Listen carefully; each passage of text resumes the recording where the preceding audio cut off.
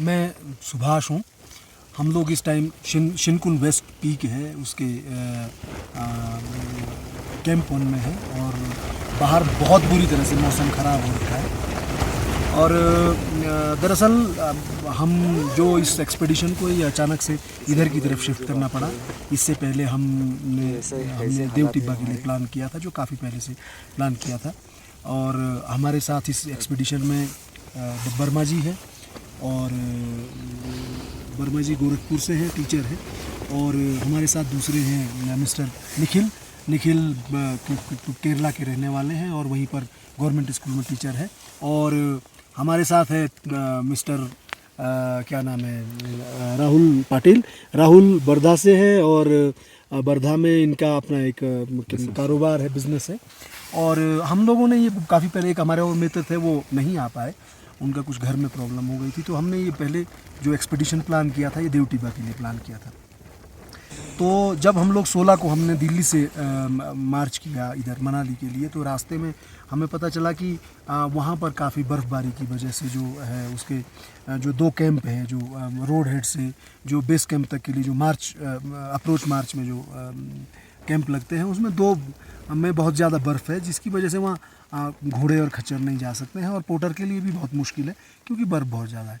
तो last moment में हमने फिर IMF को रिक्वेस्ट किया कि भाई वहाँ की परिस्थितियाँ ऐसी है और हमें इसकी बजाय लाहौल स्पीति की कोई एक पीक जो जिसके बारे में हमें थोड़ी बहुत नॉलेज थी, हमारे गाइड को थोड़ी बहुत नॉलेज थी, उस पीक को हमें उसका परमिट दिया जाए। तो अब हमने IMF को रिक्वेस्ट किया, उनको अप्लाई किया ईमेल के थ्रू और उन्होंने भी तुरंत से हमें परमिट जारी कर दिया। और हम लोग जब मनाली पहुँचे 17 को, तो 17 को हम देव टिब्बा जाने की बजाय हम शिनकुन का प्लान कर रहे थे, शिनकुन वेस्ट का प्लान कर रहे थे।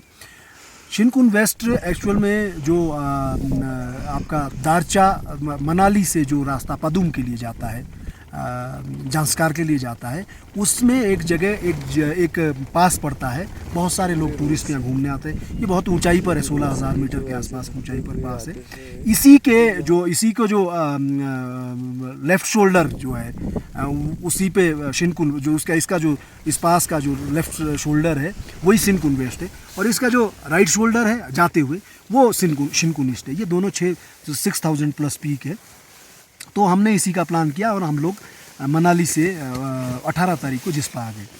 जिस्पा में 18 तारीख को आने के बाद हमने 19 तारीख को वहाँ पर एक दिन एक्मेटाइजेशन के लिए रुके और हमने हाइट गेन किया वहाँ पर तकरीबन 1000 मीटर। और फिर शाम को वापस जाने के बाद हमने फिर 19 तारीख को 20 तारीख को हम लोग वहाँ से चले और यहाँ शिनकुन जो ला है उससे पहले थोड़ा सा वहाँ से ऊपर आकर के हमने वहाँ पर अपना बेस कैंप इस्टेब्लिश किया। 19 तारीख को हमने अपना बेस कैंप इस्टेब्लिश कर दिया था। मौसम क्योंकि जैसा प्रेडिक्शन था बहुत बढ़िया था, बहुत सारी चीज़ें थी। लेकिन फिर अगले दिन हमें लोड फेरी करनी थी कैंप वन के लिए।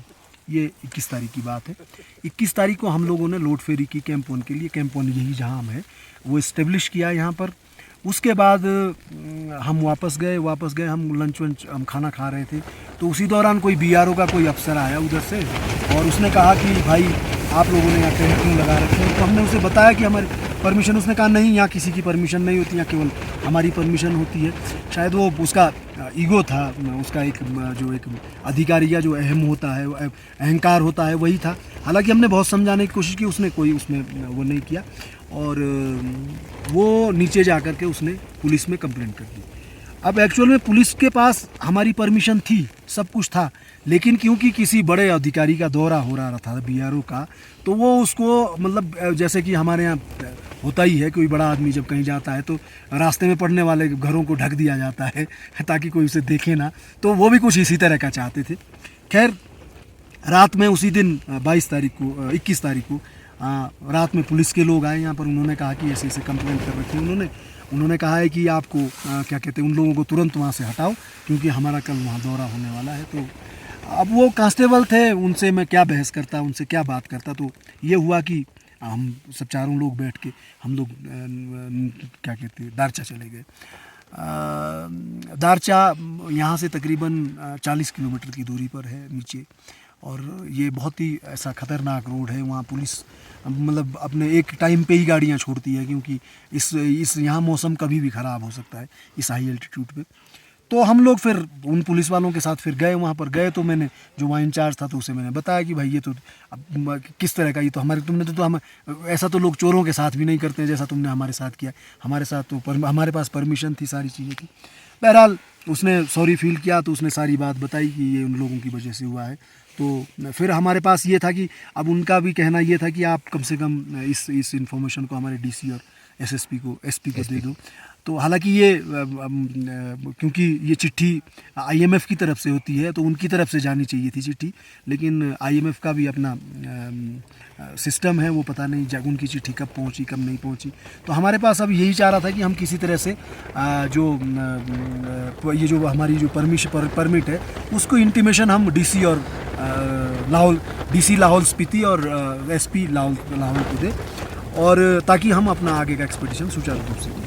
तो भी 22 तारीख का दिन हमारा पूरा इसी में ख़राब हो गया कि हम वहाँ डीसी ऑफिस के लॉन्ग गए वहाँ, क्योंकि उस दिन छुट्टी थी यहाँ पर। तो हमने डीसी जो यहाँ के डिस्ट्रिक्ट डिप्टी कमिश्नर है उनको फ़ोन किया, वो बड़े अच्छे आदमी हैं। उन्होंने कहा आप आइए, हम उनके घर गए तो उन्होंने हमने कहा ये सर ऐसे ऐसे, उन्होंने कहा ये इंटीमेशन आप दीजिए हमें। तो उन्होंने कहा सर आगे, उन्होंने कहा कोई भी आपको बताएगा कि तो आप हमसे बात करिएगा उसको करिए।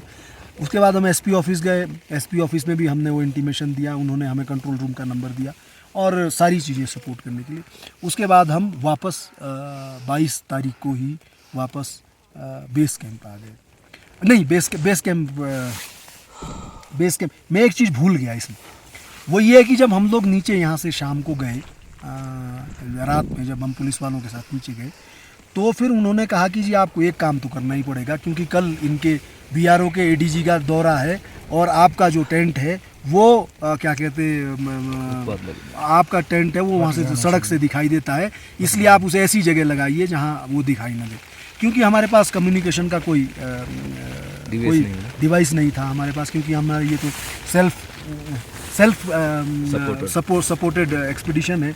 हमको किसी ने स्पॉन्सर नहीं किया है, हम लोगों ने कंट्रीब्यूशन किया है तब आए। तो उसके बाद ये हुआ कि 11:30 के आसपास हम वहाँ से फिर ये बताया गया उस रास्ते पे, जिस रास्ते पे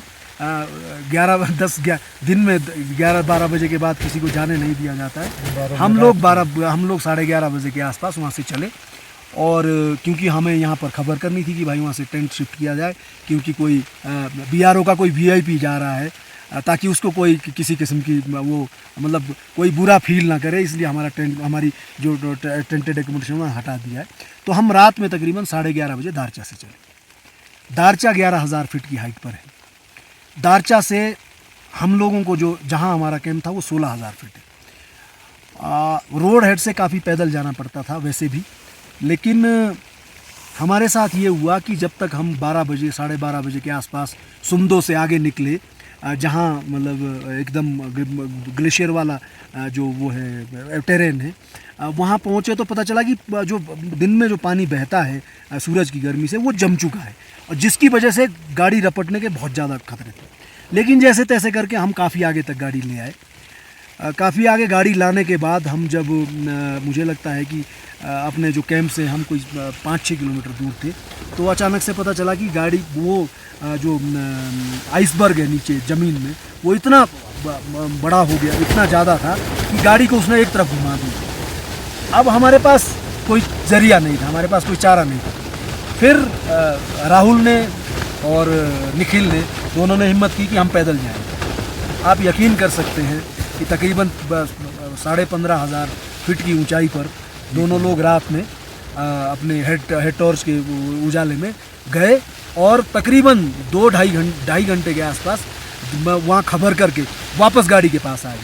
किसी तरह से गाड़ी बैक की हमने और फिर उसी गाड़ी को वापस लेके हम फिर जिस्पा गए।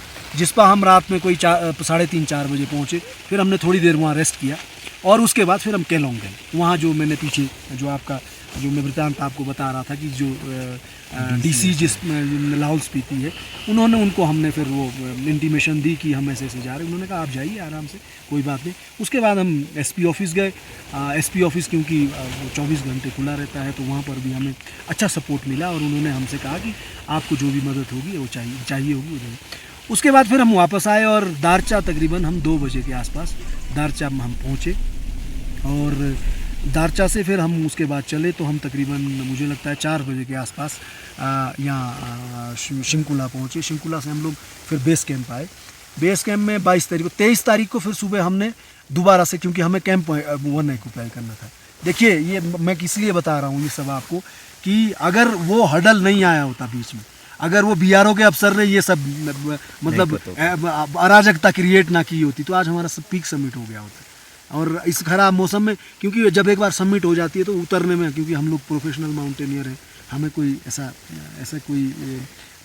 कोई हमारे को, हम लोग पहाड़ को लेकर के थोड़ी बहुत जानकारी रखते हैं, क्या ख़राब है क्या सही है वो थोड़ा बहुत जानते हैं। तो हमने फिर कल कैंप ऑक्यूपाई किया, लेकिन कल शाम से ही मौसम ख़राब है। हम लोग 5400 मीटर की ऊंचाई पर है और कल रात से लेकर कभी कोई क्या कहते हैं स्ट्रॉम आ रहा है, कभी बर्फ़ गिर रही है। लेकिन हम अभी भी हिम्मत बांधे हुए हैं कि दूसरा दिन गुजरने को है। हमें ये लगता है कि अगर शाम तक भी कुछ ठीक होता है, हम इस पॉजिटिव, हालांकि ख़राब होने के लिए तो ऐसी ऊंचाई पे हो सकता है कि महीनों ख़राब हो जाएं, हो सकता है कि हम वापस ही ना जा पाए, 10 किस्म की बातें हो सकती है। लेकिन हम पॉजिटिव है कि शाम तक अगर मौसम ठीक होता है तो शाम को हम आगे अटेम्प्ट करने की सोच सकते हैं और कोशिश कर सकते हैं कि जिस टास्क के लिए हम इतनी दूर से इतनी प्लानिंग के साथ आए हैं, उस टास्क को कम से कम 1 या 2 लोग जाके उस पर कम ट्राई तो करें, है ना। लेकिन अगर ऐसा ही मौसम रहता है तो हमारे पास वापस लौटने से लौटने के अलावा कोई चारा नहीं है, और वापस लौटना भी हमारे लिए आसान नहीं है। उसका कारण ये है कि यहाँ से बेस कैंप तो हम पहुँच सकते हैं, लेकिन उसके बाद आगे का रास्ता जो है, जो आगे सुमदो और दारचा जाता है, वो रास्ता बिल्कुल बंद हो गया होगा। वो रास्ता क्या कहते हैं, यहाँ पर घोड़े खच्चरे नहीं मिलेंगे, क्योंकि ये बहुत हाई एल्टीट्यूड है। यहाँ पर कहीं से नज़दीकी जो बसासत है वो या तो नीचे एक गांव पड़ता है, क्या नाम है उसका, एक तो सुमदो है जहाँ पर इनका ये है, क्या कहते हैं, एक छिका गांव पड़ता है, और छिका तो यहाँ से कम 30 किलोमीटर दूर है। तो वहाँ से खच्चर या गाड़ी लाने के लिए आपको इतना पैदल जाना पड़ेगा। दूसरी तरफ की तो आप कल्पना ही नहीं कर सकते, क्योंकि दूसरी तरफ तो पादुम है, वो 100 किलोमीटर दूर है। तो हमारे लिए मुश्किलें वापस लौटने पर भी आसान नहीं होने वाली। राशन भी कम है ना, राशन भी हमारे पास इतना, क्योंकि कैलकुलेटेड ही राशन रहता है हमारा। जो है जो एक्सपीडिशन है वो आज बेस कैंप में जाना चाहिए था, आज क्लोजिंग की तरफ जाना चाहिए था, लेकिन हम अभी भी कैंप 1 में और हम आगे को लेकर चल रहे हैं।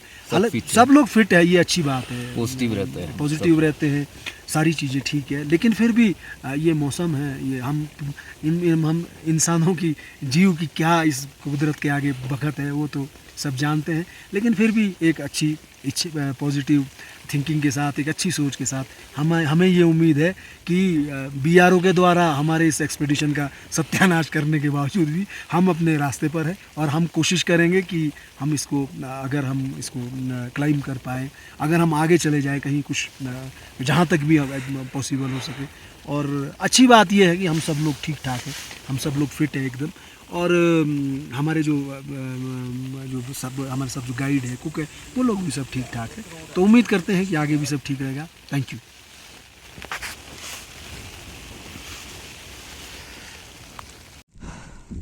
सो मैं लगा दूंगा।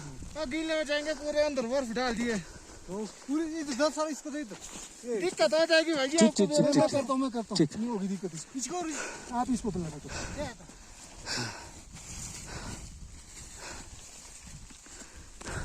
हमारी पैकिंग हो रही है।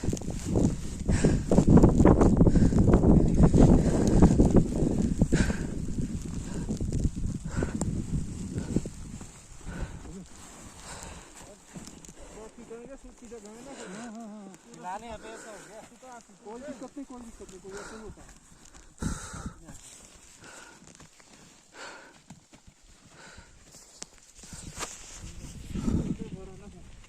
आ जाएगा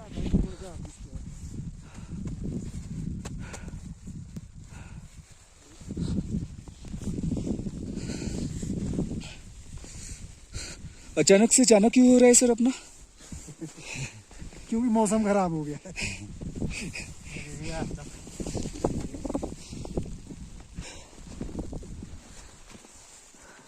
अचानक से मौसम खराब होने की वजह से हमें बेस कैंप की तरफ जाना पड़ रहा है। यहाँ पे अगर ये साइड में देखते हो कि इधर हमें जाना है, यहाँ पे देखेंगे तो आपको कुछ भी नहीं दिखेगा। ऐसे हमें नीचे की तरफ जाना पड़ रहा है।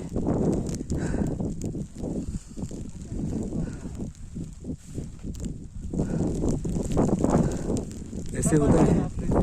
हाँ हाँ